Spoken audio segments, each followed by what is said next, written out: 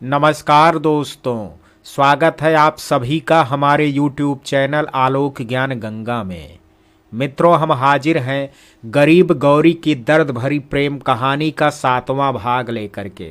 अगर आपने इस कहानी के पहले भागों को अभी तक आपने नहीं सुना है तो डिस्क्रिप्शन में मैंने उसका लिंक दे दिया है।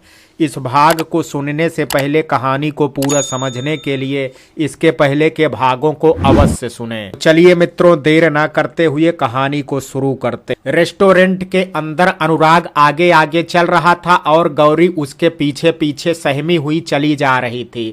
उसके कदम आगे बढ़ रहे थे और अनुराग के साथ की उम्मीदें पीछे छूटती जा रही थी। उसका मन नहीं कर रहा था कि वह अनुराग की मंगेतर से मिले, लेकिन वह मजबूर थी, इसलिए अनुराग के साथ चली जा रही थी। भले अनुराग ने गौरी को ठुकरा दिया था, लेकिन उसके दिल में अभी भी उसके लिए प्यार था। उसी प्यार के वास्ते वह अनुराग के साथ चली आई थी, क्योंकि वह अपने प्यार को हर्ट नहीं करना चाहती थी। अनुराग एक टेबल के पास जा करके रुक गया और गौरी से कुर्सी की ओर इशारा करते हुए कहा, गौरी जी आप यहां बैठ जाइए। गौरी ने तब अनुराग से कहा, लेकिन आप तो हमें मैडम से मिलाने वाले थे ना सर।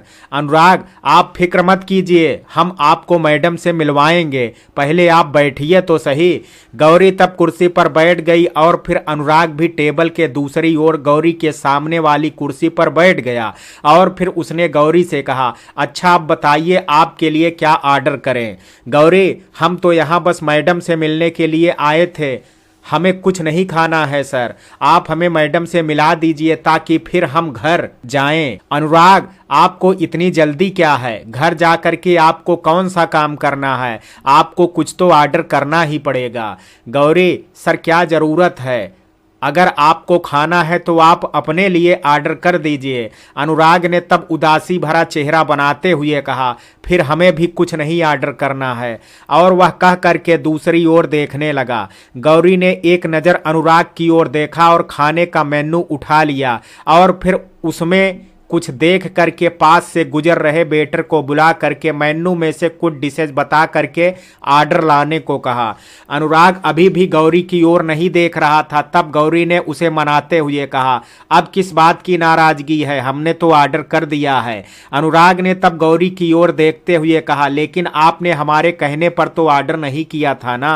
गौरी, मगर अब तो कर दिया है, इसलिए अब ये नाराजगी छोड़ दीजिए। अनुराग, जब हमने कहा तो आपने क्यों हमारी बात नहीं मानी और फिर बाद में कैसे अपने आप ऑर्डर कर दिया। गौरी ने तब मासूमियत के साथ अनुराग से कहा, आपका मायूस चेहरा देख करके हमें अच्छा नहीं लगा, इसलिए हमें ऑर्डर आपकी खुशी के लिए करना पड़ा। अनुराग, आपको हमारी इतनी फिक्र है? गौरी ने तब मन में कहा, खुद से भी ज़्यादा आपकी फिक्र करते हैं हम, लेकिन आपने हमें कभी समझा ही कहाँ है। गौरी को चुप देख करके अनुराग ने गौरी से कहा, क्या सोचने लगी आप? आपने हमारी बात का जवाब नहीं दिया। गौरी ने तब अनुराग की बात का जवाब देते हुए कहा, जब आप हमारी फिक्र करते हैं तो कुछ तो हमारा भी फर्ज बनता है ना सर। अनुराग, और आपने जो हमारे लिए ऑर्डर किया है वो आपको कैसे पता कि हमें वही पसंद है? गौरी, आपको पसंद नापसंद के बारे में हमें कुछ तो पता लग ही गया है, बस इसलिए हमने आपके लिए ऑर्डर कर दिया। गौरी ने आगे सोचते हुए कहा, अरे लेकिन हम मैडम के लिए तो ऑर्डर करना भूल ही गए। अनुराग ने तब मुस्कुरा करके कहा, कोई बात नहीं, आपने हमारे लिए ऑर्डर कर दिया है ना, इतना ही काफ़ी है। गौरी, लेकिन मैडम कब आएंगी सर? अनुराग, आप उनकी फिक्र मत कीजिए, कैसे ना फिक्र करें, आप हमें उनसे मिलाने के लिए ही तो लेकर के आए हैं यहाँ। तभी अनुराग को वेटर आता हुआ दिख गया और अनुराग ने तब गौरी से कहा, पहले कुछ खा लेते हैं और फिर बाद में मैडम से भी मिल लेंगे। वेटर ने ऑर्डर टेबल पर रखा और वहां से चला गया। तब गौरी ने अनुराग की बात का जवाब देते हुए कहा, मैडम के बिना हम कैसे खा सकते हैं, उन्हें आ जाने दीजिए, फिर साथ में खाते हैं। आप उनसे फ़ोन करके कहिए ना आने के लिए। अनुराग, हमने कहा ना आपसे कि हम खाना शुरू करते हैं, आप खाइए तो सही, मैडम भी खा लेंगी आकर। गौरी, कभी कभी ना हम आपको समझ ही नहीं पाते हैं। हम नहीं चाहते कि आप फिर से नाराज हों, इसलिए खा लेते हैं। अगर मैडम ने कुछ कहा तो आप संभाल लीजिएगा। अनुराग, ये हुई ना बात, और रही बात मैडम की तो आप उनकी फिक्र मत कीजिए, उन्हें हम समझा देंगे। और तब फिर अनुराग और गौरी दोनों खाने लगे। कुछ देर में जब अनुराग और गौरी का खाना हो गया था तब अनुराग ने गौरी को अपने फोन का कैमरा ओपन कर उसकी ओर बढ़ाते हुए कहा, आप फोन में देख करके अच्छे से मुंह साफ कर लीजिए, कहीं कुछ लगा ना रह जाए आपके चेहरे पर। गौरी, हमने वैसे ही साफ कर लिया है, आप फोन रहने दीजिए। अनुराग, देख तो लीजिए, देखने में क्या जाता है। गौरी, मतलब आप नहीं मानेंगे। अच्छी बात है, दीजिए फोन, हम देख लेते हैं। और अनुराग ने तब गौरी को अपना फोन दे दिया और गौरी ने तब फोन में अपना चेहरा देखा और फिर अनुराग को फोन वापस कर दिया। हमने देख लिया, कुछ भी नहीं लगा है हमारे चेहरे पर। अनुराग ने गौरी के हाथ से फोन ले लिया और फिर अपनी जगह से खड़े होकर के गौरी से कहा, अच्छा तो हम बिल पे करके आते हैं। गौरी, पहले मैडम को तो आ जाने दीजिए, फिर बाद में ही बिल पे कर देंगे। अनुराग, आप फिर से मैडम को बीच में ले आई। वैसे आपको एक बात बता दें, आपकी मैडम ने आपसे मिल लिया है, इसलिए चलिए अब चलते हैं यहाँ से। गौरी अनुराग की बात सुन करके अपनी जगह से खड़ी हो गई और अनुराग से हैरानी व्यक्त करते हुए कहा, मैडम हमसे कब मिली? अनुराग, आपको पता है या नहीं?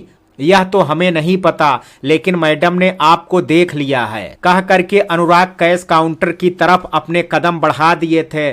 तब गौरी ने उसके साथ चलते हुए कहा, लेकिन हमें तो पता ही नहीं है कि मैडम ने हमें कब देखा।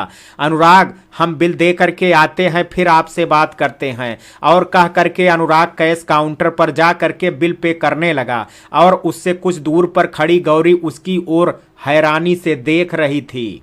अनुराग बिल पे करके आ गया और उसने तब गौरी से कहा, चलिए गौरी जी अब चलते हैं।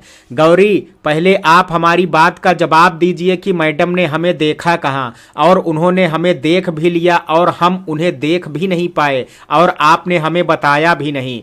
अनुराग कुछ कह पाता उससे पहले किसी ने गौरी के पीछे से कहा, हम बताते हैं कि हमने आपको कहाँ और कब देखा। अनुराग और गौरी ने जब ये आवाज सुनी तो उस ओर उत्सुकता से देखा। सामने एक लड़की खड़ी थी। गौरी को समझते देर नहीं लगी कि वही अनुराग की मंगेतर है, इसलिए उसने तब उस लड़की से कहा, तो क्या आप ही हमारे सर की मंगेतर हैं? सर हमें आपसे मिलाने के लिए ही यहाँ लाए थे। अनुराग कुछ कहना ही चाह रहा था कि उस लड़की ने बीच में बोलते हुए कहा, आपने बिल्कुल सही पहचाना गौरी जी, हम ही आपके सर की मंगेतर हैं। वो लड़की अपनी बात पूरी कह पाती बीच में बोलते हुए अनुराग ने कहा, यह तुम क्या कह रही हो रागिनी?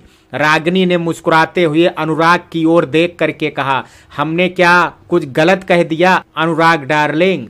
आगे रागिनी ने अनुराग से कहा, हमने तो वही कहा जो गौरी जी को आपने बताया था। आप उन्हें अपनी मंगेतर से ही तो मिलाने के लिए यहाँ लाए थे ना। और फिर रागिनी ने गौरी की ओर देखते हुए कहा, हमने सही कहा ना गौरी जी? गौरी जी, आपने बिल्कुल ठीक कहा मैडम, सर हमें आपसे मिलाने के लिए ही यहाँ लाए थे। अनुराग ने तब रागिनी पर नाराजगी जताते हुए कहा, देखो रागिनी, तुम्हारा नाटक बहुत हुआ, अब और नाटक करने की जरूरत नहीं है। रागिनी ने गौरी से अनुराग शिकायत करते हुए कहा, गौरी जी आप ही बताइए कि हमने क्या गलत कहा जिस पर आपके सर इस तरह से हम पर बिगड़ रहे हैं। अनुराग कुछ कहना ही चाह रहा था कि तभी गौरी ने बीच में बोलते हुए अनुराग से कहा, मैडम ठीक ही तो कह रही हैं सर, आपको इस तरह उन पर नाराज नहीं होना चाहिए। अनुराग ने तब गौरी की ओर देखते हुए कहा, गौरी जी आप समझ नहीं रही हैं, आप गलत समझ रही हैं हमें। और अनुराग ने आगे रागिनी के बारे में गौरी को बताते हुए कहा, आप जिन्हें सही समझ रही हैं वह सही नहीं बल्कि गलत हैं। रागिनी ने मायूसी का नाटक करते हुए गौरी से कहा, गौरी जी आप सच में क्या हमें गलत समझ रही हैं? क्या हम आपको आपके सर के लायक नहीं दिखते हैं? गौरी आप ऐसा मत कहिए, आप तो बहुत खूबसूरत हैं और सर के साथ तो आपकी जोड़ी बहुत अच्छी लगेगी। रागिनी ने तब अनुराग की ओर देखते हुए कहा, आपने सुना ना कि गौरी जी क्या कह रही हैं? हम फिर से एक बार आपको बता देते हैं गौरी जी ने कहा है कि हमारी और आपकी जोड़ी बहुत अच्छी लगेगी। अनुराग ने तब गौरी से कहा, गौरी जी आप गलत समझ रही हैं, ये वो नहीं है जो आप समझ रही हैं। गौरी ने अनुराग की बात का जवाब देते हुए कहा, आपने रागिनी मैडम से झगड़ा किया है ना सर, यह तो गलत बात है। एक बात के लिए आप अपनी मंगेतर के साथ ऐसा बर्ताव करें। अनुराग कुछ कहना ही चाह रहा था कि रागिनी ने फिर से बीच में बोलते हुए गौरी से कहा, आप सच में बहुत अच्छी हैं गौरी जी, आपसे मिलकर के हमें बहुत अच्छा लगा। अनुराग गौरी की बातें सुन करके रागिनी को घूर रहा था और रागिनी मुस्कुराते हुए अनुराग को देख रही थी और उसने अनुराग की ओर देखते हुए गौरी से कहा, गौरी जी आप देखिए ना, आपके सर हमारी ओर कैसे गुस्से से देख रहे हैं। गौरी कुछ ना कहे इसलिए तब अनुराग सामान्य हो गया और दूसरी ओर देखने लगा और तब रागिनी ने गौरी से कहा, चलिए गौरी जी अब चल करके कुछ खा लेते हैं। गौरी हमने तो खा लिया सर के साथ, आप खा लीजिए। रागिनी ने नाटक करते हुए गौरी से कहा, तब फिर हमें भी नहीं खाना है। बेचारी सीधी साधी गौरी रागिनी को वह समझ ही कहाँ पाई थी, इसलिए उसने तब रागिनी से कहा, अच्छा चलिए आपके साथ थोड़ा सा खा लेते हैं। रागिनी ने फिर से नाटक करते हुए गौरी से कहा, लेकिन वो तो आ ही नहीं रहे हैं। गौरी ने तब रागिनी से कहा, आप सर की फिक्र मत कीजिए, हम बुलाते हैं सर को, वो भी आ जाएंगे। गौरी अनुराग से कुछ कहना ही चाहती थी कि अनुराग ने उससे पहले कहा, गौरी जी आपको रागिनी के साथ खाना है तो खा लीजिए, लेकिन प्लीज हमसे खाने को मत कहिएगा। गौरी ने अनुराग की ओर देखते हुए कहा, यह आप हमसे कह रहे हैं सर, आपसे हमें यह तो अपेक्षा नहीं थी, हमने तो आपसे पहले भी मैडम का वेट करने के लिए कहा ही था। अब अगर मैडम अकेले खाएंगी तो क्या अच्छा लगेगा, इसलिए हमारे कहने से चल करके थोड़ा सा खा लीजिए। अनुराग मना करना चाहता था लेकिन गौरी की बात को वह टाल नहीं सका और उसने गौरी से कहा, आप कह रही हैं इसलिए मान लेते हैं। रागिनी ने तब गौरी से कहा, वैसे आपकी बात मान लेते हैं अनुराग। गौरी ने रागिनी की बात का जवाब देते हुए कहा, सर बहुत अच्छे हैं रागिनी जी, आप खुशकिस्मत हैं कि आपको अनुराग सर जैसे जीवन साथी मिल रहे हैं। गौरी की बात सुनकर के अनुराग उससे कहा, यह आप क्या कह रही हैं, आपको कुछ पता भी है? गौरी ने तब अनुराग पर बिगड़ते हुए कहा, आपको हो क्या जाता है एकदम से, माना कि कुछ कहा सुनी एक दूसरे से भी हो जाती है, इसका यह तो मतलब नहीं है कि इस तरह से झगड़ा कर लिया जाए। रागिनी ने तब गौरी के साथ अपनी सहमति व्यक्त करते हुए अनुराग की ओर देखते हुए कहा, वैसे गौरी जी ठीक ही कह रही हैं, आपको उनकी बात पर गौर करना चाहिए। अनुराग रागिनी पर नाराज हो रहा था कि तभी उसकी नजर गौरी के चेहरे पर पड़ी तो वह कहते कहते चुप हो गया, शायद वह गौरी को हर्ट नहीं करना चाहता था। अनुराग ने तब खुद पर नियंत्रण किया और गौरी से कहा, गौरी जी अब हम आपको सब सच बताते हैं।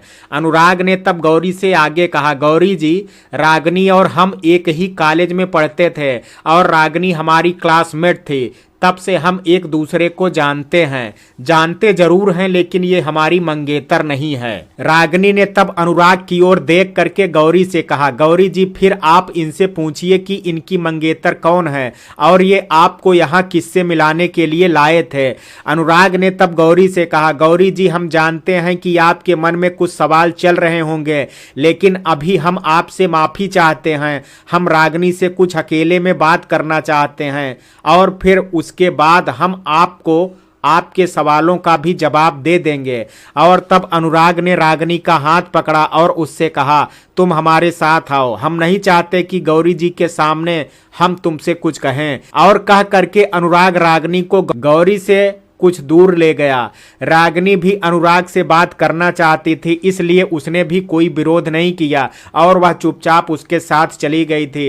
अनुराग ने गौरी से दूर जा करके रागिनी का हाथ छोड़ दिया और उससे कहा, तुम जब सब जानती हो तो यहाँ क्यों आई हो? रागिनी क्या जानते हैं हम? अनुराग देखो ज्यादा बनने की जरूरत नहीं है, तुम अच्छी तरह से जानती हो कि हम किस बारे में बात कर रहे हैं। रागिनी हम तुम्हारे मुंह से सुनना चाहते हैं। और फिर अनुराग ने रागिनी पर अपना गुस्सा जाहिर करते हुए कहा, तुम्हें अच्छी तरह पता है कि अब हमारे बीच कुछ भी नहीं है। तब फिर तुम क्यों जबरदस्ती कर रही हो? और अगर तुम सोच रही हो कि वो रिश्ता फिर से बन जाएगा तो यह तुम्हारी भूल है। रागिनी, हम तुमसे प्यार करते हैं अनुराग, आखिर तुम हमें किस बात की सजा दे रहे हो? अनुराग ने नाराज होते हुए रागिनी से कहा, तुम्हारे मुंह से प्यार लफ्ज निकलना ही प्यार का अपमान है। तुम क्या जानो कि प्यार किसे कहते हैं? तुम तो बस फ्लर्ट करना जानती हो, दूसरों के जज्बात से खेलना जानती हो। अगर प्यार के बारे में जानना ही चाहती हो तो उस ओर देखो। अनुराग ने तब गौरी की ओर इशारा करते हुए रागिनी से कहा, गौरी जी करती हैं हमसे प्यार और उन्हें हमारी कितनी फिक्र है ये हम जानते हैं और हमारा दिल जानता है।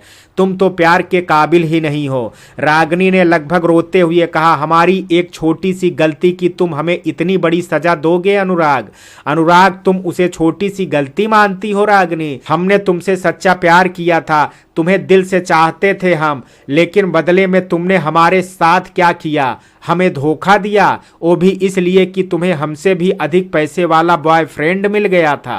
रागिनी ने रोते हुए कहा, वो हमारी जिंदगी की सबसे बड़ी भूल थी अनुराग। हम बहक गए थे, हम समझने लगे थे कि पैसा ही लाइफ के लिए सब कुछ है। अनुराग, हम जानते हैं कि हर लड़की चाहती है कि उसका जीवन साथी उसकी ज़रूरतों का ख्याल रखे और इसे हम गलत भी नहीं मानते हैं, लेकिन हमें इतना यकीन था कि हम तुम्हें एक खुशहाल जिंदगी दे सकते हैं, हम तुम्हारे एक अच्छे जीवन साथी बन सकते हैं और तभी हमने तुम्हारी ओर प्यार का हाथ बढ़ाया था। हाँ, अगर हम तुम्हें खुशहाल जिंदगी नहीं देते और तुम्हारी ज़रूरतों का ख्याल भी नहीं रख पाते, तब अगर तुम खुद हमें ठुकराती तो हम मान भी लेते कि तुमने हमें हमारी नकारी की वजह से छोड़ा है, लेकिन तुमने हमें जिस वजह से छोड़ा है वह वजह ठीक नहीं थी रागिनी। तुमने हमें बहुत हर्ट किया है। हमने तुम्हारे साथ गलत नहीं किया, बल्कि प्यार में तुमने हमें धोखा दिया था और अब हम गौरी जी के हो चुके हैं और उनसे हम भी बहुत प्यार करते हैं और हम तुम्हारी तरह धोखेबाज नहीं हैं रागिनी। इसलिए हम उम्मीद करते हैं कि तुम्हें तुम्हारे सवालों का जवाब मिल गया होगा। रागिनी, वो एक विधवा स्त्री है और उनका एक बेटा भी है और तब भी अनुराग, हम जानते थे कि तुम्हारे दिमाग में यह जरूर आएगा, विधवा होना कोई पाप तो नहीं है और अगर गौरी जी का एक बेटा है तो क्या हुआ? हम अगर उनके बेटे को एक पिता का प्यार देंगे, हमें यकीन है वह भी हमें पिता का सम्मान जरूर देगा। और रही बात गौरी जी के विधवा होने की, तो हम इसके लिए उन्हें दोषी नहीं मानते हैं, उन्हें भी अपनी जिंदगी जीने का पूरा हक है और वह तुम्हारी तरह धोखेबाज नहीं है, वह एक अच्छे दिल की महिला है। अनुराग ने आगे रागिनी से कहा, तुम हमें अब हमारे फैसले से डिगा नहीं सकती और बेहतर यही होगा कि हमें भूल जाओ और एक अच्छी इंसान बनो। जब अच्छा इंसान बन जाओगी तो तुम्हें भी कोई अच्छा जीवन साथी मिल जाएगा। रागिनी ने अनुराग की बातें सुन करके उसके सामने हाथ जोड़ लिए और फिर उससे कहा, तुम सच में एक बड़े इंसान हो। हमारी बदनसीबी थी हम तुम्हारे प्यार को पा ना सके, लेकिन तुमसे सीख ले करके जा रहे हैं और हम उसका पालन भी करेंगे। अब हम एक अच्छे इंसान बन करके दिखाएंगे ताकि फिर हमें अपने अनुराग से दूर ना जाना पड़े। रागिनी के बदले हुए रूप को देख करके अनुराग को अच्छा लगा और अब उसकी नाराजगी भी रागिनी के लिए कम हो गई थी। इसलिए तब उसने रागिनी से नम्रता पूर्वक कहा, हाथ मत जोड़ो रागिनी, तुम्हें अपनी भूल का एहसास हो गया है, ये जान करके हमें अच्छा लगा और अब हम तुम्हारे लिए प्रार्थना करते हैं कि तुम्हें कोई अच्छा जीवन साथी मिल जाए जो तुमसे बहुत प्यार करे। रागिनी ने एक बार गौरी की ओर देखा और फिर अनुराग से कहा, हमें अब अपनी एक भूल और सुधारनी है। अनुराग, वह क्या? रागिनी, हमारे साथ आओ, आपको अभी अपने आप ही पता लग जाएगा। रागिनी ने गौरी की तरफ जाने के लिए अपने कदम बढ़ाए ही थे कि तभी अनुराग ने उसे रोकते हुए कहा, प्लीज रागिनी, अभी गौरी जी को मत बताना कि हम भी उनसे प्यार करते हैं। हम खुद उन्हें बताना चाहते हैं और उस पल की खुशी को उनके चेहरे पर देखना चाहते हैं। रागिनी ने अनुराग की बात का जवाब देते हुए उसकी ओर देखते हुए मुस्कुरा करके कहा, फिक्र मत करो अनुराग, हम गौरी जी से नहीं कहेंगे। और कह करके रागिनी ने अपने कदम आगे बढ़ा दिए। उसके साथ फिर अनुराग भी चला गया। रागिनी गौरी के पास पहुंची और उसकी ओर देखते हुए कहा, हमें माफ़ कर दीजिए गौरी जी, आपको हमारी वजह से यहाँ अकेले खड़े रहना पड़ा। गौरी कोई बात नहीं, आपकी और सर की सुलह हो गई। रागिनी जी सुलह हो गई, लेकिन हम आपको एक बात बताना चाहते हैं। गौरी ने हैरानी से पूछा, कौन सी बात? रागिनी, हम अनुराग की मंगेतर नहीं हैं। गौरी, मतलब आप दोनों की सुलह नहीं हुई अब तक? रागिनी, ऐसी कोई बात नहीं है गौरी जी, सुलह तो हो गई है। बात दरअसल यह है कि हम सच में अनुराग की मंगेतर नहीं हैं। हम तो बस पहले खुद से ही बोल रहे थे, आखिर हम अनुराग के दोस्त हैं तो थोड़ा मजाक तो कर ही सकते हैं। और फिर रागिनी ने अनुराग की ओर देखते हुए मुस्कुरा करके कहा, हमने सही कहा ना अनुराग? अनुराग ने भी तब अपनी सहमति रागिनी के साथ व्यक्त करते हुए कहा, जी बिल्कुल। गौरी ने तब अनुराग और रागिनी से कहा, मतलब आप दोनों हमें बना रहे थे तब से? रागिनी, आप कुछ भी समझ लीजिए। रागिनी ने आगे गौरी से कहा, अच्छा गौरी जी, अब हमें इजाजत दीजिए। गौरी, चल करके कुछ खा तो लीजिए, फिर चली जाइएगा। तब अनुराग ने भी गौरी का साथ देते हुए रागिनी से कहा, गौरी जी ठीक कह रही हैं। रागिनी, अभी चलते हैं अनुराग, फिर कभी। अनुराग, हमारी दोस्ती के लिए ही सही। रागिनी इस बार अनुराग की बात नहीं टाल सकी और फिर वह अनुराग और गौरी के साथ खाने के लिए तैयार हो गई। तीनों ने साथ में रेस्टोरेंट में खाया और फिर रागिनी खाने के बाद अनुराग और गौरी से विदा लेकर के वहां से चली गई। रागिनी के जाने के बाद अनुराग और गौरी भी अपनी गाड़ी की तरफ चले गए, लेकिन गौरी अनुराग से बात नहीं कर रही थी। दोनों खामोशी से गाड़ी की तरफ चले जा रहे थे। जब दोनों गाड़ी के पास पहुंच गए तब अनुराग ने गाड़ी का आगे का गेट खोला और गौरी से कहा, आप बैठ जाइए गौरी जी। गौरी, हम पिछली सीट पर बैठेंगे। अनुराग, प्लीज आगे ही बैठ जाइए। गौरी ने तब फिर अनुराग की बात का कोई विरोध नहीं किया और चुपचाप अगली सीट पर बैठ गई। तब अनुराग ने गाड़ी का डोर बंद किया और खुद ड्राइवर सीट पर जा करके बैठ गया। गौरी अभी भी खामोश बैठी थी। गौरी की खामोशी को देख करके अनुराग ने उससे कहा, क्या हुआ, आप चुप चुप क्यों हैं? क्या हमसे किसी बात से नाराज हैं? गौरी ने गाड़ी के सामने वाले शीशे से बाहर की ओर देखते हुए अनुराग से कहा, हम कौन होते हैं आप पर नाराज होने वाले, और किस हक से आप पर नाराज हो सकते हैं? अनुराग, क्या आपको सच में हम पर नाराज होने का कोई अधिकार नहीं है? गौरी, नहीं है। अनुराग, अच्छा ठीक है, हम आपको यह अधिकार देते हैं, आप अपना गुस्सा हम पर निकाल सकती हैं। गौरी ने अनुराग की ओर देखते हुए कहा, रहने दीजिए सर, हम कुछ कहेंगे आपको बुरा लग जाएगा। और फिर गौरी दूसरी ओर देखने लगी। अनुराग ने गौरी की ओर देख करके कहा, आप कहिए तो पहले, आखिर कौन सी बात ने आपको हमसे इतना नाराज कर दिया? गौरी ने अनुराग की ओर देखते हुए कहा, आप हमें यहाँ किस लिए लाए थे? अनुराग, अपनी मंगेतर से मिलाने के लिए। गौरी, फिर मिलाया आपने हमें उनसे? अनुराग, हाँ मिलाया था। गौरी, आप कितना साफ झूठ बोल रहे हैं सर, हम नहीं जानते थे कि आप झूठ भी बोलते हैं। अनुराग, हम झूठ नहीं बोल रहे हैं, हमने सच में आपको अपनी मंगेतर से मिलाया था। गौरी, देखिए सर, आप ये झूठ बार बार बोल करके हमें और भी गुस्सा दिला रहे हैं। अनुराग, आपको यकीन नहीं आ रहा है हमारी बात पर? गौरी ने अनुराग पर बिगड़ते हुए कहा, यकीन तो तब आएगा जब हम मैडम से मिले हों।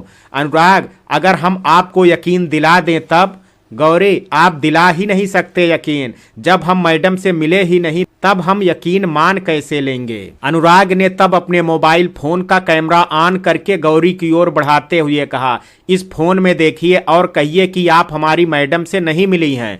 गौरी, हाँ दीजिए फोन, हम भी तो देखें कि कब मिले हैं हम आपकी मैडम से। कहते हुए गौरी ने मोबाइल अनुराग के हाथ से ले लिया और फोन की स्क्रीन की ओर देखते हुए कहा, इसमें तो किसी का फोटो नहीं है, ये तो आपने कैमरा ऑन करके हमें दिया है। अनुराग, आप देखिए ध्यान से, शायद आपको हमारी मैडम दिख जाएं। गौरी, आप क्या कह रहे हैं सर, इसमें किसी का फोटो तो नहीं है? अनुराग, माना फोटो नहीं है मगर कोई तो दिख रहा होगा। गौरी ने तब झट से कहा, इसमें तो हम ही दिख रहे हैं। और कहते कहते गौरी रुक गई और उसकी नजरें शर्म से झुक गई। शायद उसे अपने प्रश्न का उत्तर मिल गया था। गौरी को नजरें झुकाए देख करके अनुराग ने उससे कहा, अब बताइए, हमने आपको अपनी मैडम से मिलाया था या नहीं? क्या आप हमें अब भी झूठा मानती हैं? गौरी अभी भी खामोश बैठी थी। उसने अनुराग के प्रश्न का कोई उत्तर नहीं दिया था। तब अनुराग ने फिर से गौरी से कहा, क्या हुआ? अब आप चुप क्यों हैं? अब तो आपने अपने प्रश्नों का उत्तर भी पा लिया है, क्या अब कुछ नहीं कहिएगा? गौरी ने तब अपना चेहरा उठा करके अनुराग की ओर देखा। गौरी की आंखों में नमी थी। गौरी की नम आंखें देख करके अनुराग ने उससे कहा, आपकी आंखों में नमी गौरी जी, क्या हमने आपसे कुछ गलत बोल दिया है? अगर हमारी किसी बात ने आपको आहत किया है तो हम आपसे माफी मांगते हैं, हमें माफ कर दीजिए। गौरी ने भरे हुए गले से कहा, माफी मांगकर हमें लज्जित मत कीजिए सर। आपने हमें जो खुशी आज दी है उसे हम अपने शब्दों में बयां नहीं कर सकते। आपने एक दुखिया को सहारा दिया है। आप बहुत बड़े इंसान हैं सर। किन शब्दों में आपका शुक्रिया अदा करें हम? अनुराग ने गौरी की ओर देखते हुए कहा, आपके आंसू अब हमारे भी आंसू हैं गौरी जी, इसलिए अब इन्हें व्यर्थ मत बहने दीजिए। और आपको शुक्रिया अदा करने की आवश्यकता नहीं है, बल्कि हमको आपका शुक्रिया अदा करना चाहिए, क्योंकि आपने हमारे प्यार को स्वीकार जो कर लिया। गौरी ने अनुराग की बात सुन करके उसके सामने हाथ जोड़ लिए और कहा, आप सच में बहुत अच्छे हैं, हम आपके सदैव ऋणी रहेंगे। अनुराग ने गौरी की ओर देखते हुए कहा, आप हमारे सामने हाथ मत जोड़िए गौरी जी, और यह आप क्या कह रही हैं? आपको हमारा ऋणी होने की कोई आवश्यकता नहीं है, और ऐसा कह करके हमें अपमानित मत कीजिए। गौरी ने तब सामान्य होकर के अनुराग से कहा, हमारा उद्देश्य आपको बिल्कुल भी हर्ट करने का नहीं था। अगर आपको हमारी बात का बुरा लगा हो तो हम आपसे माफी मांगते हैं, हमें माफ कर दीजिए। अनुराग ने तब मुस्कुरा करके गौरी से कहा, कोई बात नहीं, आपको माफी मांगने की आवश्यकता नहीं है। अनुराग ने तब आगे कहा, अब हमें घर चलना चाहिए गौरी जी, काफ़ी टाइम हो गया है। गौरी, हम भी आपसे यही कहने वाले थे। और तब अनुराग और गौरी वहां से घर के लिए निकल गए। अनुराग ने जब घर पहुंच करके घर के बाहर गाड़ी रोकी और वह गाड़ी का गेट खोलने ही वाला था कि तभी गौरी ने उससे कहा, आपके घर वाले हमें स्वीकार कर पाएंगे? गौरी की बात सुन करके अनुराग ने अपने हाथ रोक लिए और गाड़ी का गेट नहीं खोला और गौरी की ओर देखते हुए कहा, आपको हम पर भरोसा है? गौरी खुद से भी ज़्यादा आप पर भरोसा करते हैं। अनुराग, तब फिर आपको परेशान होने की ज़रूरत नहीं है, हम आपके साथ हैं ना? गौरी जी। और फिर अनुराग ने गेट खोल दिया और तब गौरी भी अपनी साइड का गेट खोल ही रही थी कि तभी अनुराग ने उससे कहा, आप परेशान मत होइए, हम बाहर आकर के खोलते हैं गेट। और कह करके अनुराग गाड़ी से बाहर उतर गया और जा करके गौरी की साइड का गेट खोल दिया। तब गौरी भी गाड़ी से उतर गई और फिर गौरी ने अनुराग से प्यार से कहा, थैंक्स सर। अनुराग, अब भी सर? गौरी ने मासूमियत से कहा। तब फिर क्या कहें? अनुराग, हमारा भी नाम है, आप हमारा नाम ले सकती हैं। गौरी, लेकिन अभी नहीं। अनुराग, फिर कब? गौरी, वक्त आने दीजिए। और कह करके गौरी घर की तरफ बढ़ गई और उसके पीछे अनुराग भी चला गया। कुछ दिन गुजर गए। अनुराग और गौरी का रिश्ता दिन प्रतिदिन और भी गहरा होता गया। अनुराग अब गौरी के बेटे का ख्याल पहले से भी अधिक रखने लगा था, लेकिन दिन गुजरने के बाद भी अनुराग अपने घर वालों से गौरी और अपने रिश्ते की बात नहीं कर पाया था, क्योंकि वह ऑफिस के कामों में कुछ अधिक बिजी हो गया था और उसे घर जाने का अवसर नहीं मिल सका था। यही वजह थी कि अनुराग अब तक अपने घर वालों से बात नहीं कर सका था। गौरी ने इस बीच उससे कहा भी कि वह अपने घर वालों से बात करे, लेकिन अनुराग उसे हर बार आश्वासन दे देता और तब गौरी भी मान जाती। जब कुछ दिन और गुजर गए तब एक दिन अनुराग छुट्टी होने के बाद भी अपने ऑफिस रूम में कुछ काम कर रहा था कि तभी गौरी ने अनुराग के ऑफिस रूम का गेट खोला और उससे कहा, सर क्या हम अंदर आ सकते हैं? अनुराग उस समय अपने सिस्टम पर कुछ काम कर रहा था। गौरी की आवाज़ सुन करके उसने नज़र सिस्टम से हटाई और गौरी की ओर देखते हुए मुस्कुरा करके कहा, आइए गौरी जी। गौरी तब अंदर चली गई। जब गौरी अनुराग की टेबल के पास पहुंची तो अनुराग ने उससे कहा, बैठिए गौरी जी और बताइए आपको आपको कुछ काम था क्या हमसे? गौरी, आपने घड़ी में टाइम देखा है अभी? अनुराग, कितना बज रहा है? गौरी, ऑफिस की छुट्टी हो गई है और कितना ही स्टाफ घर के लिए चले गए हैं और आप अभी तक काम ही कर रहे हैं। अनुराग, आजकल काम कुछ ज़्यादा आ गया है गौरी जी, बस इसलिए। गौरी ने तब मायूस होते हुए अनुराग से कहा, अभी तो आपसे शादी नहीं हुई तब यह हाल है, लगता है शादी के बाद तो आपके पास हमारे लिए भी समय नहीं होगा। अनुराग ने गौरी की ओर देखते हुए कहा, यह आप कैसी बातें कर रही हैं गौरी जी? अच्छा बताइए, हम आपको अभी समय नहीं देते हैं क्या? हाँ, अधिक नहीं दे पाते, अभी मजबूरी है हमारी, क्योंकि अभी आपसे शादी नहीं हुई है, इसलिए लिहाज करना पड़ता है। इसलिए आप फिक्र मत कीजिए, शादी के बाद ऐसा नहीं होगा। गौरी, अच्छा फिर अभी चलिए, हमें आपसे अभी भी कुछ समय चाहिए। अनुराग, अच्छी बात है, लेकिन अभी जाना कहाँ है आपको? गौरी ने तब हल्की सी मुस्कान के साथ चेहरे पर शर्म की लालिमा लाते हुए अनुराग से कहा, वहीं जहाँ आपने हमें अपनी मंगेतर से मिलवाया था। और कह करके गौरी ने अपनी शर्म से झुका ली।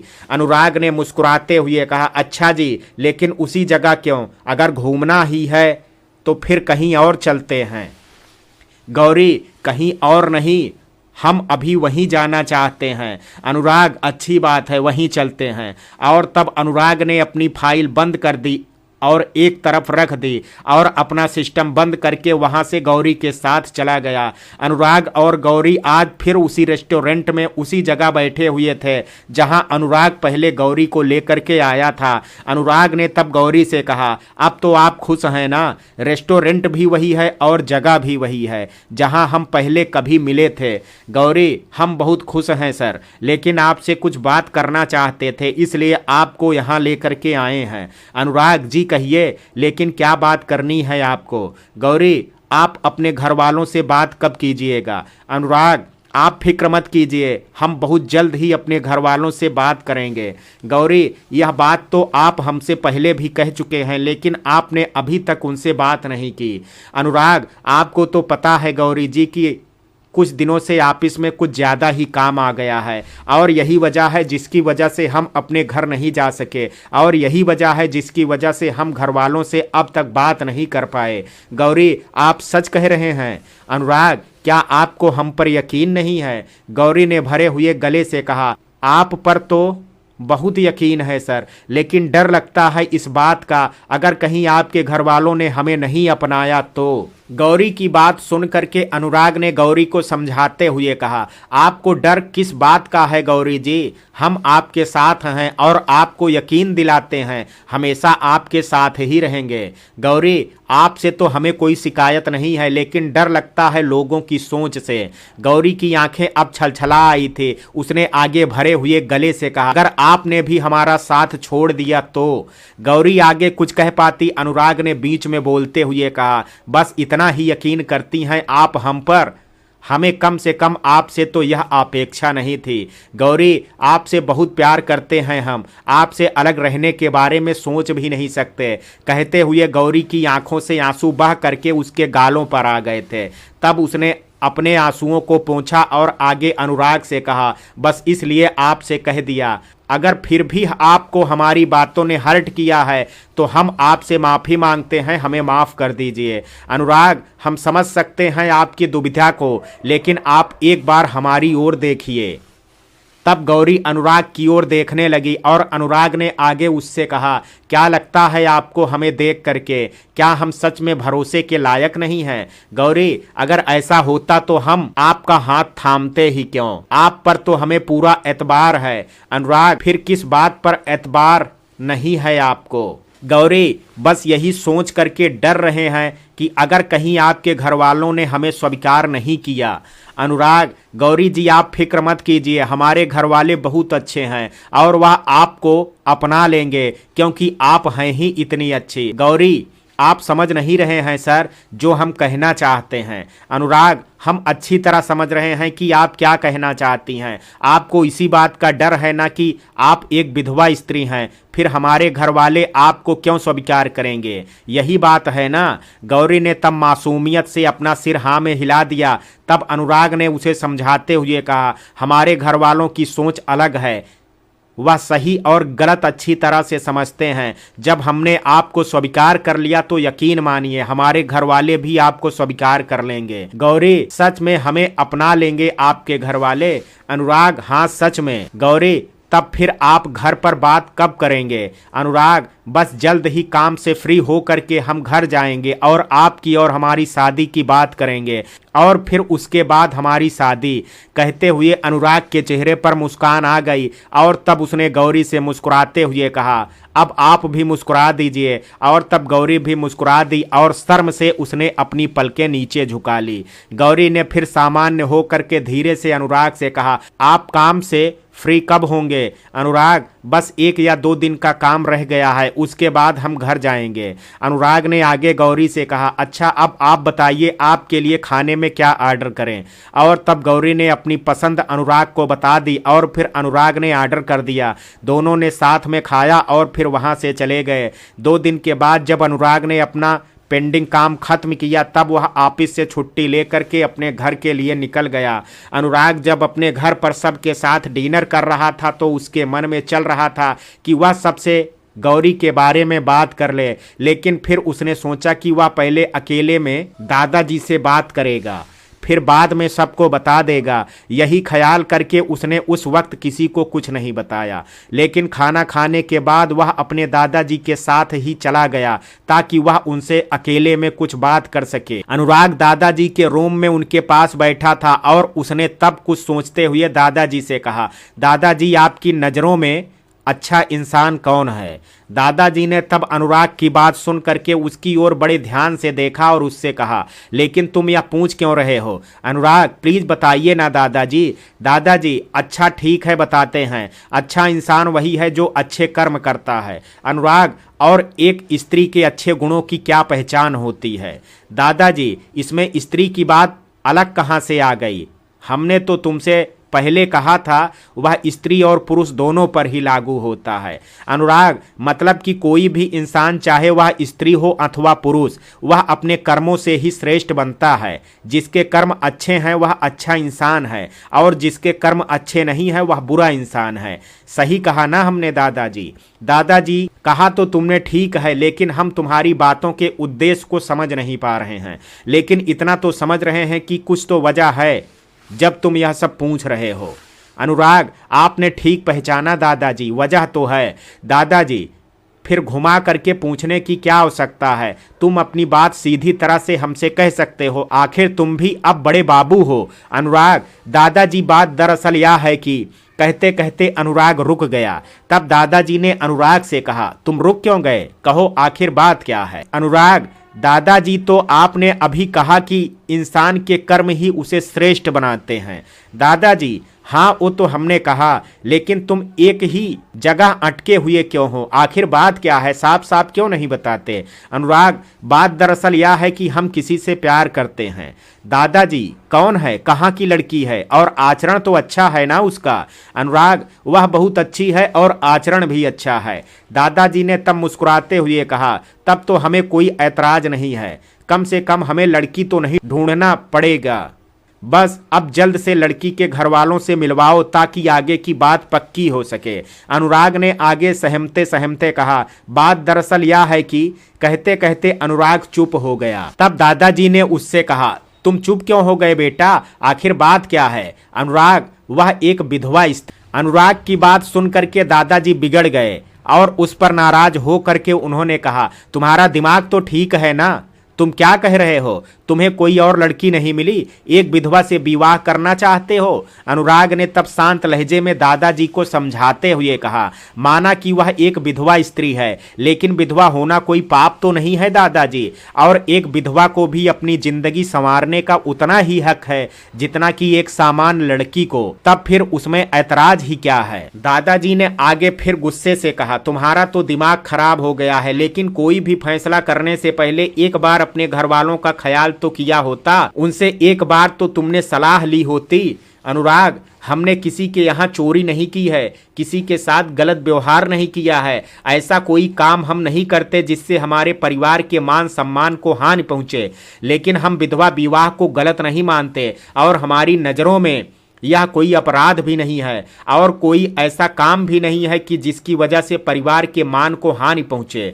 दादाजी, क्या हमने तुम्हें इसी दिन के लिए इतना पढ़ाया लिखाया था और इतना बड़ा आदमी बनाया था कि एक दिन तुम हमें ही अच्छे और बुरे में अंतर समझाने लगो? तुम क्या सोचते हो तुम्हारे विधवा विवाह से हमें फर्क नहीं पड़ता है? लेकिन तुम हमारी बात कान खोल करके सुन लो, हम अपने घर में एक विधवा को इस घर की बहू बना करके नहीं ला सकते।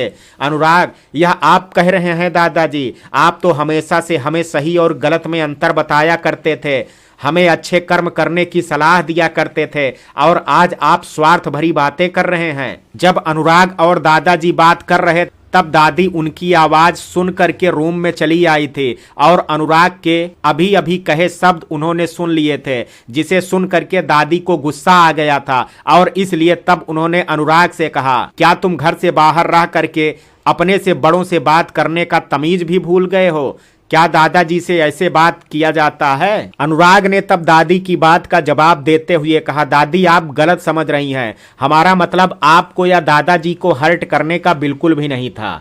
दादी ने लगभग चिल्लाते हुए कहा, और क्या मतलब था तुम्हारा? हमने सब सुन लिया है। अनुराग, दादी आपको पूरी बात पता नहीं है, एक बार आप दादाजी से पूछ लीजिए, फिर आपको पता लग जाएगा कि हमने कुछ गलत नहीं कहा है।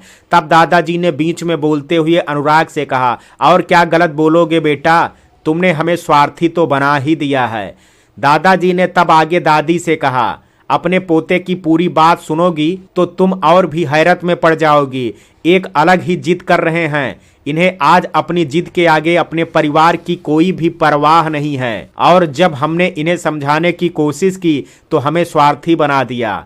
दादी ने दादाजी से परेशानी भरे स्वर में पूछा, कैसी जिद, आखिर बात क्या है? दादाजी, शहजादे एक विधवा स्त्री से विवाह करना चाहते हैं और उसी की परमिशन हमसे मांग रहे हैं। दादाजी की बात सुनते ही दादी का पारा भी चढ़ गया और उन्होंने भी अनुराग पर अपना गुस्सा निकालते हुए कहा, तुम होश में तो हो? पता भी है तुम्हें तुम क्या कह रहे हो?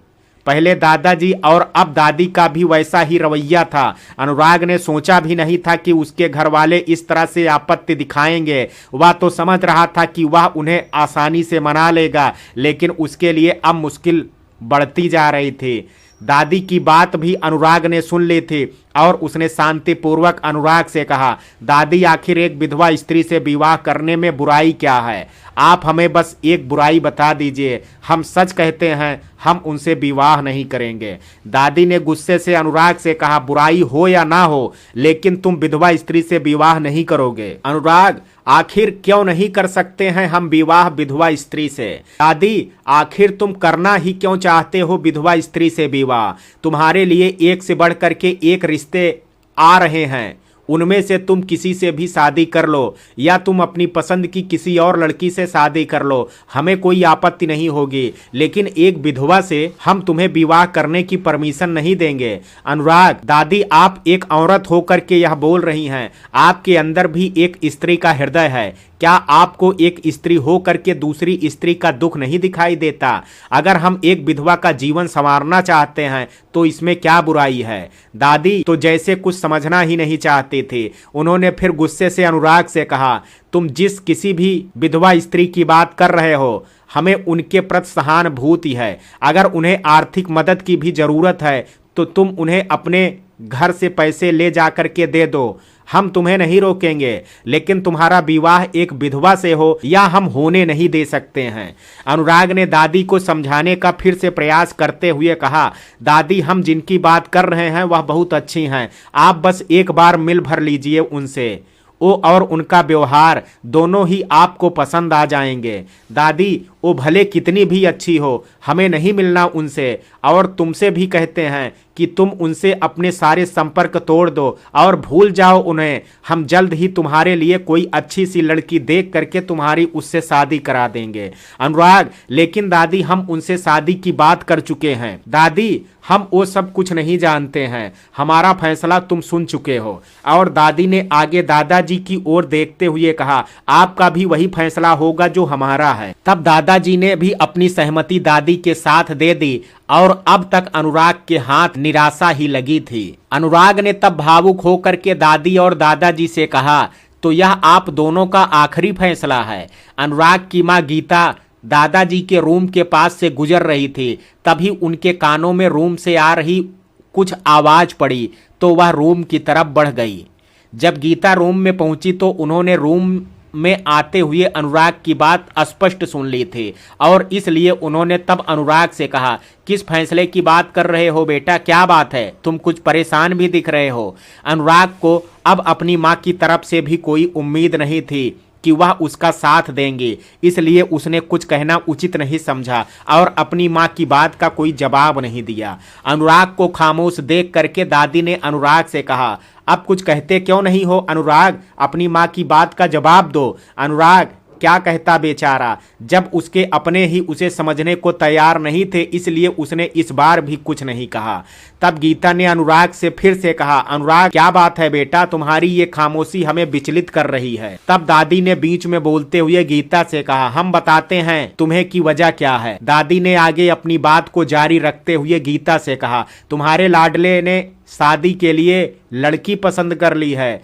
सुनते ही गीता के चेहरे पर मुस्कान आ गई और उन्होंने तब मुस्कुराते हुए अनुराग की ओर देख करके कहा, तो इसमें छिपाने वाली क्या बात है अनुराग, हमें तुम्हारी पसंद पर पूरा यकीन है, तुमने लड़की अच्छी ही पसंद की होगी। दादी ने तब गीता से कहा, गीता इतना उतावला होने की आवश्यकता नहीं है, पहले पूरी बात तो सुन लो। गीता ने तब हैरानी व्यक्त करते हुए दादी से कहा, हम कुछ समझे नहीं मम्मी, आप किस बारे में बात कर रही हैं। दादी तुम्हारे बेटे ने पसंद किसे किया है जानना चाहोगी तुम, तो हम तुम्हें बताते हैं। तब दादी ने अपनी बात को जारी रखते हुए आगे कहा, तुम्हारे बेटे ने एक विधवा स्त्री को शादी के लिए पसंद किया है और साहबजादे उससे ही शादी करने की परमिशन और सिफारिश कर रहे हैं हमसे। गीता ने जब यह बात सुनी तो अनुराग की ओर देखते हुए गुस्से से कहा, तुम्हारा दिमाग तो ठीक है ना अनुराग, हमें तो पूरा यकीन था कि तुमने अगर कोई लड़की चुनी होगी तो उसमें जरूर कोई खास बात होगी, लेकिन तुमने तो हमारे भरोसे को ही तोड़ दिया। अनुराग की अब सहन शक्ति से बाहर हो गया था। अपनों से इस तरह की बातें सुन करके उसकी आंखें भर आई थी और तब उसने भावुक होकर के अपनी मां से कहा, आपका भरोसा सिर्फ इस बात से टूट गया कि हमने जिसे चुना है वह एक विधवा है, अन्यथा आपको पूरा यकीन था कि हम गलत लड़की नहीं चुन सकते हैं। अनुराग ने आगे गीता से कहा, मम्मी हमने जिन्हें चुना है क्या उनके विधवा होने से हमारी पसंद खराब हो गई? आपने तो हमें बचपन से सिखाया है कि इंसान अपने कर्म से श्रेष्ठ बनता है। मम्मी हमने जिन्हें चुना है वह बहुत अच्छी हैं और उनके कर्म भी अच्छे हैं, तब फिर हमने आपके विश्वास को किस तरह से तोड़ दिया सिर्फ इसलिए कि हमने ये अच्छाई किसी और लड़की में ना देख करके एक विधवा में देखी है। कहते हुए अनुराग की आंखों से आंसू बह करके उसके गालों पर आ गए। तब फिर वह सिर झुका करके अपनी आंसू पोंछने लगा। अनुराग को रोता हुआ देख करके दादाजी और दादी और गीता तीनों ही कुछ नर्म हो गए और तब दादाजी ने अनुराग को समझाते हुए कहा, बेटा हम सब तुम्हारे दुश्मन थोड़े ही हैं, तुम्हारा भला सोच करके ही हमने तुमसे कहा है।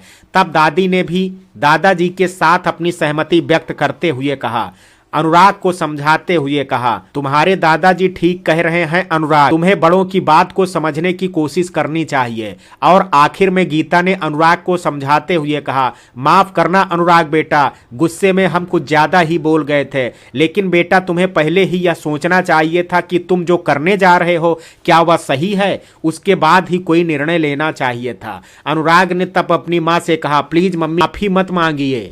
और फिर आगे अनुराग ने कहा, हम जानते हैं कि आप सभी हमसे बहुत प्यार करते हैं और यह सब भी हमारा भला सोच करके ही कह रहे हैं, लेकिन हम आप सभी से एक बात पूछना चाहते हैं, हम क्यों एक विधवा से विवाह नहीं कर सकते। तब दादाजी ने अनुराग की बात का जवाब देते हुए कहा, बेटा लोग क्या कहेंगे, और फिर परिवार की मान मर्यादा का भी तो ख्याल रखना चाहिए। दादी ने भी आगे अनुराग से कहा, तुम्हारे दादाजी बिल्कुल ठीक कह रहे हैं। गीता ने भी तब अपने सास और ससुर के साथ अपनी सहमति व्यक्त करते हुए अनुराग से कहा, बच्चों का यह भी फर्ज है अनुराग कि वह अपने परिवार की मान मर्यादा का ख्याल रखें, आखिर उन्हें ही तो अपने परिवार को आगे ले जाना है। अनुराग ने सबकी बात सुनी और फिर कहा, सच कहें तो हमें फक्र होता है कि हम इतने अच्छे परिवार का हिस्सा हैं जहां अच्छे विचार वाले लोग रहते हैं। माफ़ कीजिएगा, लेकिन आज आपकी अपने तक सोच देख करके हमें फक्र नहीं बल्कि लज्जा आ रही है इस स्वार्थी सोच पर। अनुराग की बात सुन करके गीता ने उस पर गुस्से से चिल्लाते हुए कहा, तुम्हें यह ख्याल भी है कि तुम किससे बातें कर रहे हो? क्या अपने से बड़ों से बात करने का यही तरीका है? अनुराग ने तब नम्रता पूर्वक कहा, हमें तो यह अच्छी तरह से ख्याल है मम्मी कि हम क्या कर रहे हैं और किस से बात कर रहे हैं, लेकिन शायद आप सभी अपने स्वार्थ के सामने अपने फर्ज को भूल गए हैं। आपको यह भय है कि लोग क्या कहेंगे, आपको यह भी डर है कि परिवार की मान मर्यादा का क्या होगा, लेकिन हम आपसे पूछना चाहते हैं कि परिवार की मान मर्यादा किसी की मदद करने से कैसे खराब हो जाएगी। और रही बात लोगों की, तो वह तो बाद में कुछ कहेंगे, पहले तो आप सही और गलत में फर्क समझिए। अनुराग की बात सुन करके दादाजी, दादी और गीता को अब यह तो समझ आ गया था कि अनुराग आसानी से उनकी बात नहीं मानेगा। तब गीता ने भी दादाजी और दादी जी को समझाते हुए कहा, मम्मी पापा, हमें लगता है कि अभी अनुराग से इस विषय पर बात करना ठीक नहीं है, और हम सब भी कुछ सोचते हैं और इस विषय के बारे में, और अनुराग के पापा से भी बात करते हैं आज, फिर कल बात करते हैं कि आगे क्या करना है। दादाजी और दादी जी को भी गीता की बात ठीक लगी और तब उन्होंने भी अपनी सहमति गीता दी को दे दी। अनुराग दादाजी के रूम से जाने के बाद अपने रूम में लेटा हुआ था और गौरी के ही बारे में सोच रहा था, और गौरी का भी कुछ ऐसा ही हाल था। वह भी अपने रूम में लेटी हुई थी, अनुराग के बारे में ही सोच रही थी। कुछ सोचते हुए उसने अपना फ़ोन उठाया और अनुराग का नंबर डायल कर दिया। अनुराग भी गौरी से बात करना चाहता था, इसलिए गौरी का नंबर देखते ही उसने गौरी का फ़ोन रिसीव कर लिया। तब गौरी ने अनुराग से कहा, कहाँ बिजी थे आप कि हमें एक फ़ोन करने का भी आपको टाइम नहीं मिला। जो घर पर घटित हुआ उसे गौरी को बता करके अनुराग उसे हर्ट नहीं करना चाहता था, इसलिए उसने गौरी से वो बात टालते हुए कहा, आपको तो पता ही है गौरी जी, हम इतने दिनों के बाद घर आए हैं तो घर वालों से बैठ करके बातें कर रहे थे, इसलिए सॉरी आपसे बात करने का समय ही नहीं मिल सका। गौरी कोई बात नहीं, हम सब समझते हैं, आखिर आप सबके लाडले जो हैं सब आपसे बहुत प्यार करते हैं। गौरी ने आगे अनुराग से कहा, लेकिन आपके बिना यहाँ भी सूना सूना लगता है, आपको बहुत मिस कर रहे हैं हम। अनुराग, हम भी आपको बहुत मिस कर रहे हैं गौरी जी। गौरी, तब फिर कल वापस आ जाइएगा। अनुराग ने तब मासूमियत से कहा, इतनी जल्दी कैसे आ सकते हैं, घर वालों को बुरा लगेगा। गौरी ने मुस्कुरा करके कहा, आप भी बहुत भोले हैं, हम तो बस ऐसे ही कह रहे थे, आप परेशान मत होइए, जब आने का मन करे तब आ जाइएगा।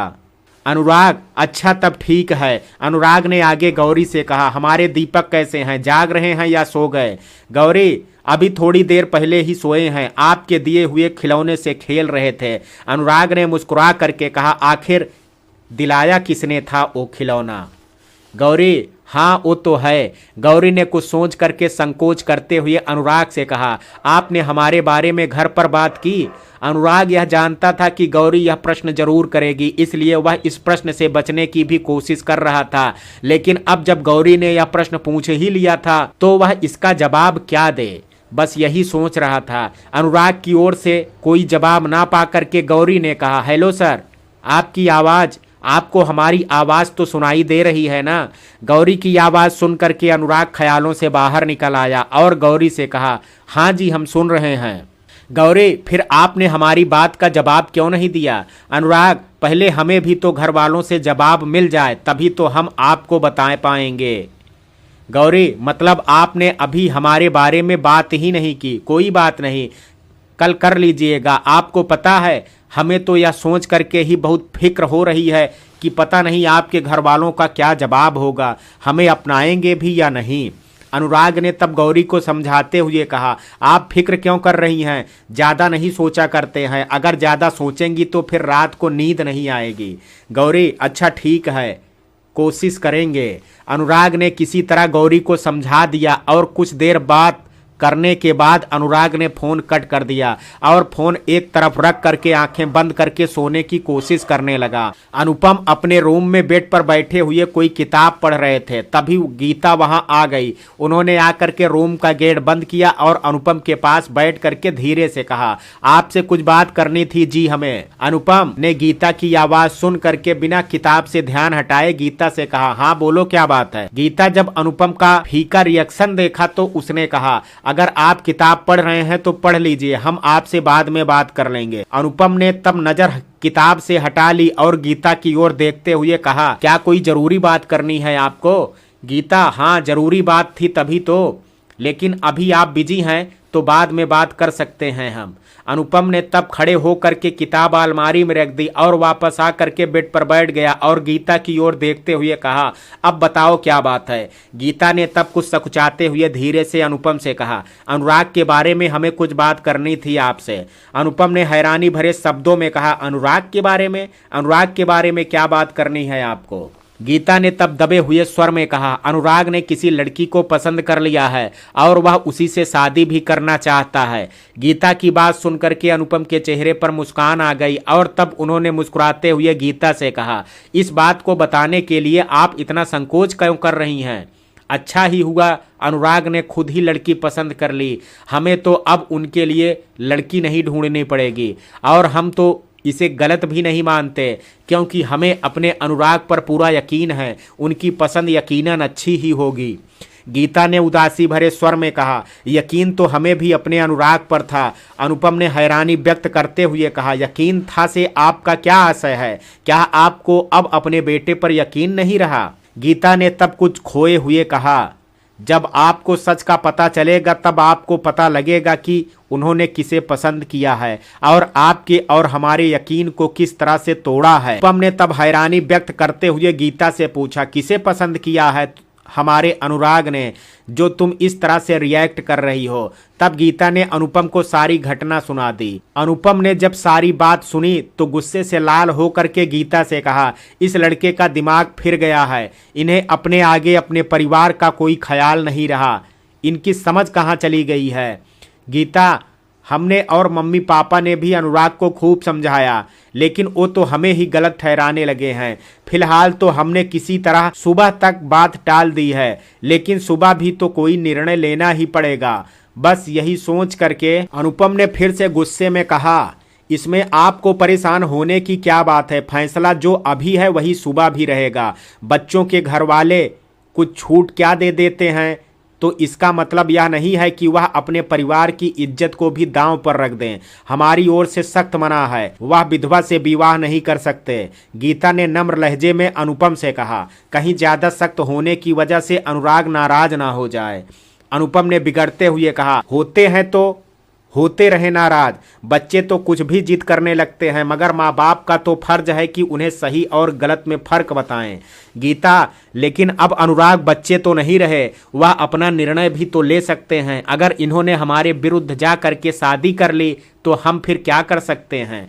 अनुपम, हमें नहीं लगता कि हमने उन्हें ऐसे संस्कार दिए हैं कि वह अपने परिवार के अगेंस्ट जा करके कोई फैसला करेंगे, इतना तो हमें उन पर यकीन है। गीता ने कुछ उदासीनता भरे स्वर में कहा, हाँ यह विश्वास तो हमें भी है। अनुपम ने गीता के शब्दों में छिपी उदासी को महसूस कर लिया था, इसलिए तब उन्होंने अपने शब्दों में कुछ नरमी ला करके गीता को समझाते हुए कहा, आप फिक्र मत कीजिए, कल हम अनुराग से बात करते हैं, आप सो जाओ अब, और सुनो, परेशान होने की जरूरत नहीं है। तब गीता ने अनुपम की बात मान ली और चुपचाप लेट गई। तब अनुपम भी लाइट बंद करके लेट गया। अनुपम तो लेटने के कुछ देर बाद ही सो गया, लेकिन गीता को नींद नहीं आ रही थी।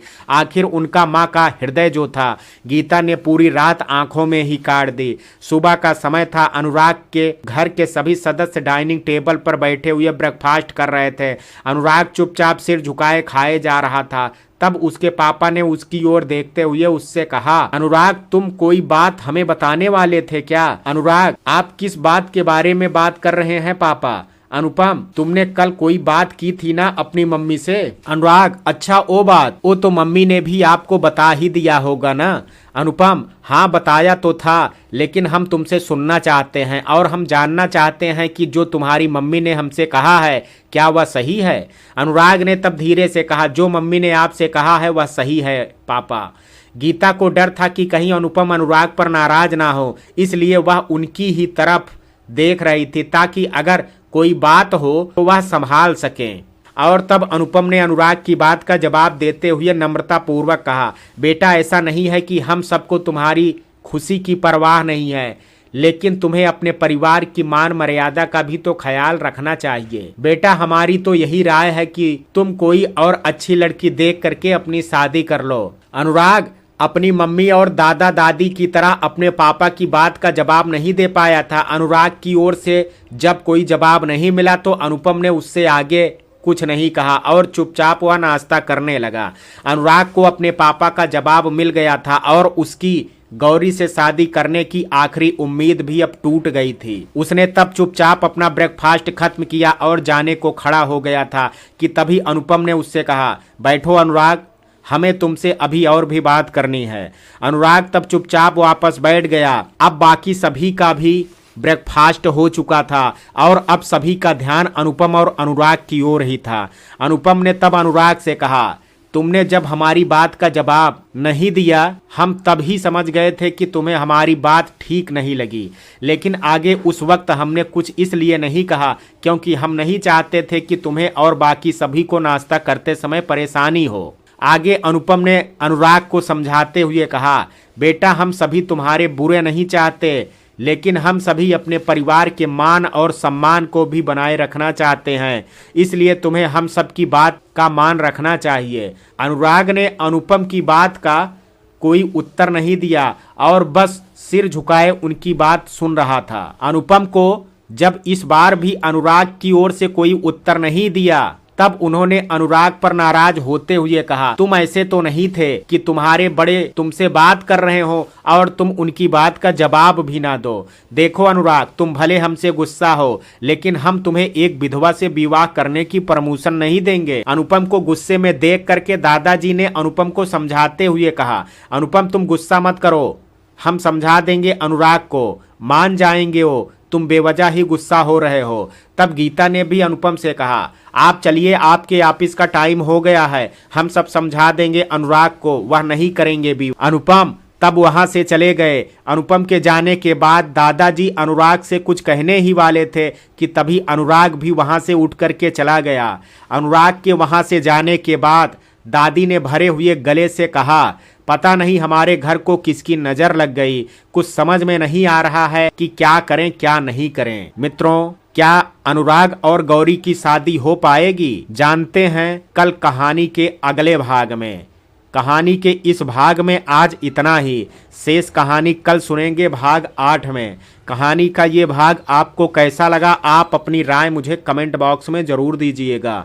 वीडियो पसंद आया हो तो वीडियो को लाइक शेयर, अगर चैनल पर पहली बार विजिट कर रहे हैं तो कृपया चैनल को सब्सक्राइब करना ना भूलें। कल मिलते हैं कहानी के शेष भाग के साथ, तब तक के लिए जय हिंद, जय भारत।